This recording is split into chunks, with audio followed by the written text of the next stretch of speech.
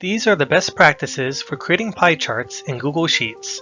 Pie charts are used when you want to visually show a part-to-whole relationship between categories of data. This works best for highlighting categories with notably larger values than other categories. The 4 steps of the process include selecting data, using Chart Editor, updating the visuals, and publishing. Let's get started. Our sample dataset lists categories for the departments of a superstore in column A. Columns B and C list the values for units sold and revenue. First, click and drag to select the range of data for the chart. For large amounts of data, you can use a keyboard shortcut by holding Ctrl-Shift-Right followed by Ctrl-Shift-Down. Click the Insert tab, followed by Chart. A pie chart will automatically be created based on the data setup. Before we modify what the chart looks like, let us know in the comments how well the auto chart worked for your data. I'm going to rename my chart by clicking in the title box. Second, we'll use Chart Editor to make adjustments on the Setup tab. To change the kind of chart, click the Chart Type drop-down to preview other examples. Because there is a blank row, the chart does not display information for sporting goods. To expand the selection, click Data Range, followed by Select Data Range. A border verifies included data. If you have multiple columns, click the value to toggle which column displays in the chart. Because I changed which data we're looking at, I'll update my chart title. The best practice with pie charts is to sort the data from largest to smallest.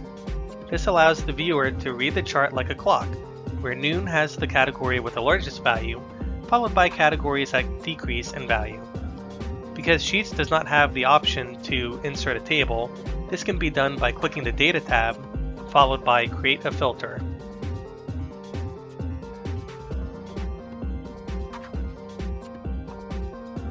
Third, update the visuals from the Chart Editor Customize tab. Toggling 3D and choosing Donut Hole 25% helps give the chart some depth. Under Slice Labels, choose values to display the quantity in the chart. To see more values, make the font size smaller. Another best practice is to add color to your top performers and to put other values in shades of gray. Under Pie Slice, select a category, then choose the color.